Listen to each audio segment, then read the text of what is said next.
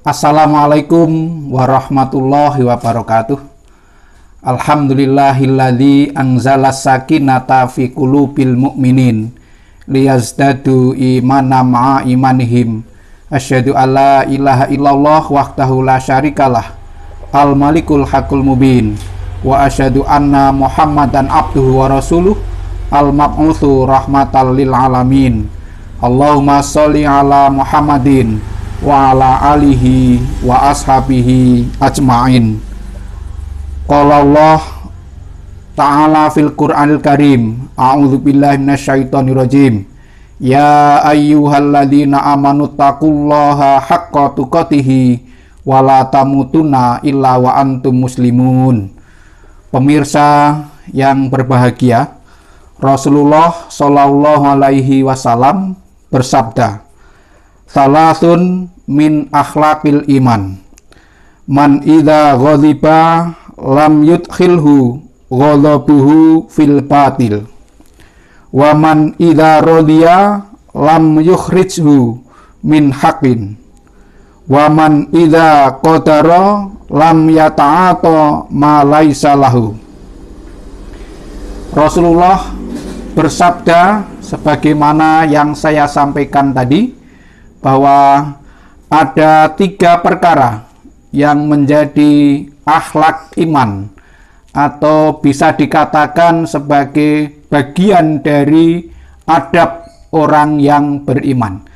Kalau ini disabdakan oleh Rasulullah Shallallahu alaihi wasallam, kita sekalian sebagai orang yang beriman wajib berusaha untuk memiliki sifat-sifat itu.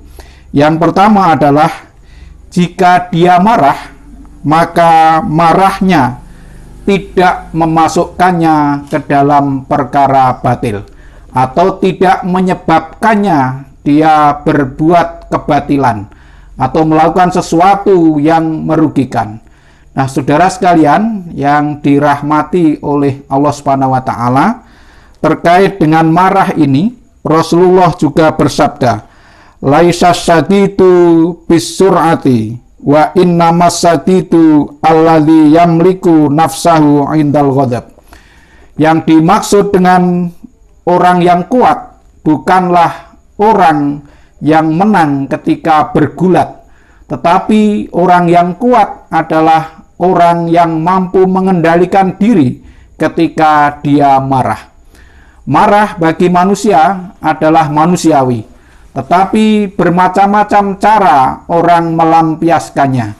Ada orang yang melampiaskannya dengan melakukan perilaku yang merugikan orang lain atau merusak orang yang dimarahi atau benda yang dimarahi dan sebagainya. Tetapi ada orang yang mampu menahan diri, dan orang yang beriman itu idealnya adalah orang yang mampu menahan diri ketika dia marah, meskipun aslinya itu sanggup untuk melampiaskan.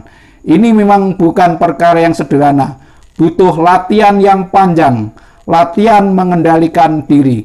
Bahkan kemampuan mengendalikan diri itu menjadi salah satu dari tanda-tanda orang yang bertakwa, sebagaimana firman Allah di dalam surat Ali Imran ayat 133 dan 134. A'udzubillahi minasyaitonirrajim. Wasari'u ila maghfiratin mir rabbikum wa jannatin arduhas samawati wal ard uiddat lil muttaqin alladzina yunfikuna fis sarra'i wad dharra'i wal kadhiminal ghaidha wal 'afina 'anil nas wallahu yuhibbul muhsinin. Dan bersegeralah kamu menuju ampunan dari Tuhanmu dan surga yang luasnya seluas langit dan bumi, yang disediakan bagi orang-orang yang bertakwa. Nah, siapakah orang-orang yang bertakwa itu? Yang pertama adalah orang yang menginfakkan hartanya, baik ketika lapang maupun ketika sempit. Jadi orang bertakwa itu adalah orang yang mampu menginfakkan hartanya, baik ketika lapang maupun ketika sempit. Orang yang lapang pun belum tentu sanggup, apalagi ketika sempit. Tapi orang yang bertakwa mampu dan mau menginfakkan sebagian dari hartanya, baik ketika dia sedang berkelebihan maupun sedang pas-pasan saja. Kemudian yang kedua adalah orang yang menahan marah, atau orang yang mampu menahan marah. Nah, sehingga tanda bertakwa yang kedua adalah orang yang mampu menahan marah ketika dia seharusnya marah. Artinya seperti yang tadi saya sampaikan, ini termasuk orang yang sebenarnya mampu melampiaskan kemarahannya, tetapi dia memilih menahan diri untuk tidak melampiaskan kemarahannya. Nah, kemudian yang ketiga adalah orang yang mudah memaafkan orang lain. Jadi perintahnya adalah perintah memaafkan. Jadi sama-sama berat antara minta maaf dan memaafkan itu, tetapi orang yang bertakwa adalah orang yang mampu memaafkan kesalahan orang lain. Orang itu kalau sudah mampu memaafkan kesalahan orang lain, berarti dia menjadi pribadi yang memiliki sifat lapang dada yang luar biasa. Wallahu yuhibbul muhsinin. Dan Allah mencintai orang-orang yang senantiasa berbuat baik. Jadi kalau mau disebut pada ayat ini adalah 3 sifat tadi: berinfak dalam keadaan lapang maupun sempit. Kemudian yang kedua, mampu menahan marah meskipun dia sanggup melampiaskannya. Dan yang ketiga, mampu memaafkan orang lain. Maka itu termasuk tanda muhsin juga. Jadi karena Allah mencintai orang-orang yang senantiasa berbuat kebaikan. Nah, mudah-mudahan kita sekalian itu termasuk bagian dari orang ini, yakni orang yang apabila marah itu kemarahannya tidak menyebabkannya masuk dalam perkara yang batil atau perkara yang salah. Kemudian yang kedua, jika dia ridho, maka keridhoannya tidak mengeluarkannya dari kebenaran. Jadi ini juga kebalikan tadi. Kalau tadi itu marah itu tidak menyebabkannya masuk dalam kebatilan, tapi kalau dia ridho, senang kepada sesuatu, tidak menyebabkannya keluar dari perkara yang hak. Jadi misalnya begini, saking cintanya kepada anak atau cucu, kemudian permintaannya yang tidak masuk akal pun kemudian dipenuhi. Ini adalah hal yang hal yang tidak baik, ya, karena memberi meskipun cinta, meskipun ridho kepada anak atau cucu, itu kita tetap harus terukur di dalam memberikan sesuatu yang diingini oleh anak atau cucu kita itu. Itulah yang perlu kita kendalikan dalam kehidupan kita bersama. Kemudian yang ketiga, kalau dia sedang berkuasa, maka dia tidak mengambil apa yang bukan menjadi haknya gitu. Jadi ini akhlak bagi orang yang beriman yang sangat bagus sekali. Jika sedang diberi kedudukan, dia tidak korupsi lah, kira-kira seperti itu. Karena dia sadar bahwa Allah dan Rasul-Nya itu melaknat orang yang menyuap maupun yang disuap maupun perantaranya.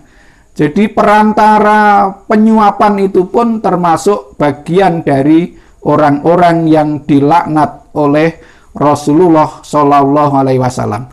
Nah, mudah-mudahan seandainya di antara kita termasuk orang-orang yang diberi amanat berupa kedudukan atau kekuasaan, bisa menjauhkan diri dari perilaku yang memang tidak dibenarkan, yakni mengambil apa yang bukan menjadi haknya. Contoh yang sangat ekstrim adalah ketika Umar bin Abdul Aziz saat menjadi khalifah, dia dijumpai oleh anaknya ya, pada malam hari. Nah, karena lampu yang dipakai oleh Umar bin Abdul Aziz adalah lampu milik negara, maka saat digunakan untuk menjumpai anaknya, itu lampunya dimatikan. Khawatir nanti memanfaatkan milik negara untuk kepentingan pribadi. Jadi saudara sekalian yang berbahagia, saya garis bawahi ada 3 adab orang yang beriman yang layak kita terapkan dalam kehidupan sehari-hari. 1, ketika marah dia tidak menyebabkannya masuk ke dalam perkara batil. Masuk dalam perkara batil itu misalnya ketika suami marah kepada istri, kemudian sampai ngebuki istrinya. Atau istri marah kepada suami, sampai kemudian menggugat minta cerai. Nah, kemudian yang kedua, seandainya jika ridho kepada sesuatu tidak menyebabkannya keluar dari perkara yang hak. Mencintai seseorang tidak boleh menyebabkan dia keluar dari kebenaran.